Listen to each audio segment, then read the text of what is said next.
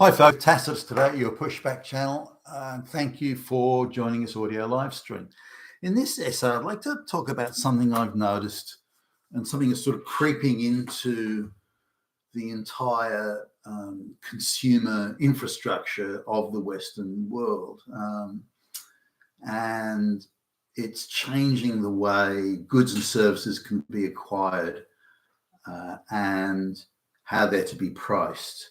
And I've noticed that an auction system, so highest bidder wins, there's actually no price for something. There's a notional price, but that's not really the price. Now, that's a big departure from how things once were. And we're talking, I've been to watching housing auctions, and how when the winning bid comes up, before they declare the winning bid, they'll just shut the auction down and try and go around and rev everyone up, encourage someone else to bid higher, and they'll artificially inject themselves. This is the auctioneers artificially inject themselves into the.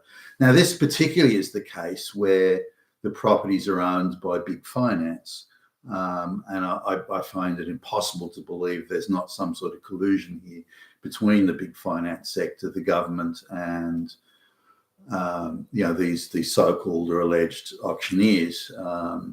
Now, technically, this is illegal, but it's rampant. Now, it wasn't always this way. I went to a housing or a number of housing auctions when I was sort of just a young guy, like in my early to mid 20s.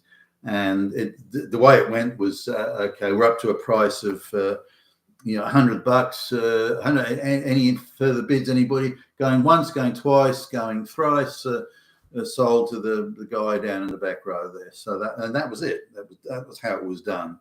Same with any goods and services. Now, the online sort of thing didn't exist back then, but it does now.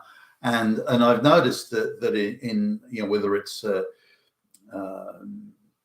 getting a taxi, like Uber, those sorts of things. Buying property, renting property, holiday or vacation rentals, even looking at consumer goods online. Not on an eBay auction, it's just a normal sort of purchase online. The price, I noticed. I was trying to buy I'm going to do some like hiking in the mountains and everything. So I was looking to buy a pair of hiking boots. So I went online and was having a look. So those look good. And then I went back to buy. They were saying the size I wanted was out of stock or something. So I went back a few days, and the price was considerably different, like a 30% difference. And so I decided to just I know, and that price jumped around a few times. It only ever seemed to go upward when I wanted to buy something. But hey, so I got online and was looking at their terms of purchase and service. And if you go down far enough and you're prepared to put the time into reading it, which very few would, then you can see there that they say they have the right to, if the demand or interest is in a product is greater than whatever the average is, and they control whatever that average, they control the allegation. The whole thing's online, done electronically. So how you would disprove their position would be very, very difficult. But they say that their interest in that is greater, therefore the demand's greater, therefore they have the right to increase the price because the demand is greater. So you're seeing this more and more. And I was buying some other like engineering parts online just recently, and the response was that our price is $100 as declared on their website for this part, and but look, we can source a better quality part, but for $150. The demand is really high for the other one, and we've sold out, yada yada. So hold on a minute, that's not on your fucking website. And I'm seeing this sort of more and more now. In the case of, say, real estate rentals, renting an apartment or something like that, it's now open season that when the a bunch of people are coming in to say inspect a property, then the real estate agent will pick out the ones that are the most most desirable or the keenest or whatever it is. And I'll say, look, hey, those guys over there, they've offered $10 a week over the asking price or $20 a week. I've got no problem giving it to you, but you're going to have to beat their price if you hope to be in contention for getting this property. Now, if it's in an area, or say an inner city area, or an area that's where there's a lot of people, where you can get 40, 50 people that may come up to view the property, then you can play that. If you're in another situation where you've got the property open for inspection and only one person turns up, you couldn't play it. But it's the same sort of thing, though.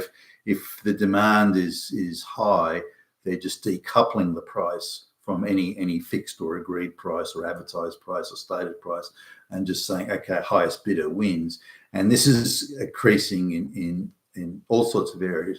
Another example was we were going to do a vacation rental, and the price, I'll use round numbers here, but the price was $100, and so we sat down, had a tour at the place. Do you like it? And we were having a look. And okay, let's get that. And then went back, and the place was like $140. And what? It was $100 2 hours ago. And so they can say, well, the software system that manages this says that the inquiry level on this property has gone up by X, and therefore we think we can now get $140 for it instead of $100. Now, whether they do or don't get the $140 is quite another, but they're trying it on. They're trying to. Now, this is becoming more and more widespread. More and more transactions happening this way. Now, some of them are happening in other ways. For example, I've noticed in the grocery stores, a lot of the entry-level products, the cheaper end of the scale, a lot of the entry-level products have been, there's nothing on the shelf, and the little signs on the shelf saying due to production problems or supply chain issues, we can not supply these. And it could be anything. It could be dairy products. It could be tinned vegetables. It could be anything. And eggs. I mean, the list goes on. It could be anything. They say production problems. Now, it's not hard to go online, and in fact, very easy to go online and say, okay, well, that product is made by or produced by this particular, say in the case of eggs, this particular farm. Now, they also handle other brand name of eggs.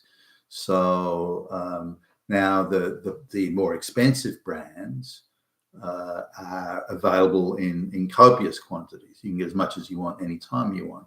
But the cheapest brand, the entry-level brand, is for some reason is unavailable, even though it's from the same farm or the same factory or the same cannery or whatever. It's exactly the same. For some reason, only that product from that factory is unavailable. The more expensive products are available. Now, this is a default form of an auction system, as I see it, where, okay, you can buy the the can of, for example, the can of vegetables for $1. That's the entry level, but they're unavailable. The next one up is $1.25. That too is unavailable, interestingly.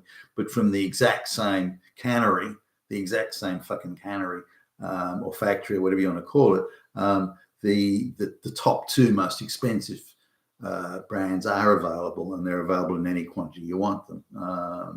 If you want to order 100 cases, bingo, you've got it. But only the cheaper ones are not. Now, if you do a little bit more legwork, and again, it doesn't take long to go online. If you know what questions to ask, you find that they make a 15% profit on the entry level, but they make a 60% profit on the top two levels or the top level. So it's far more profitable for them to sell the top level. Now, if they deny the consumer the choice of buying the cheaper one, which many people will if they can, if they deny the consumer that choice, then they can sell they've got less cost in shipping, less costs all around, and they can sell a much higher proportion of the more expensive product, which gives them a much greater profit. So in effect, it's tantamount, in my view, to an auction system. And I'm seeing this increasingly now in the grocery stores and the supermarkets and the chain stores and so on. Not just in food, but in electronics and other areas. the cheaper brands are just harder to get. Now, so in some cases in the supply chain, as you say, well, the more expensive brand is built in, Australia, for example, is built in Australia, but the cheaper brand is built in China with parts from Vietnam and then assembled in, wherever, Africa or something, and you could say, well, due to those complications, that may indeed be an impediment to delivery. But COVID's long gone now. And I've tried to engage a few people in conversation. Oh, we just can't get the drivers. We can't get the, and some of them are just blatant lies. Like the cannery's broken down. No, it hasn't. What a load of shit. The cannery's working and pumping out the higher price stuff, and that, in fact, in production has been increased in that. So don't give me that crap. So I think I'm seeing a sort of dystopian future here where we've all been dispossessed in the West. We've all been dispossessed of our legal rights. We can't vote for who we want. Everything is imposed upon us. We're forced to wear. The only things that'll be given to us will be, gay, lesbian flags or something like that, to LGBTQ flags that we have to wave, or maybe they'll force us to wave the flags and force us to pay for it. But they're effectively everything we need to exist, shelter, food, water, energy, those sort of things, it will all be available only on an auction system.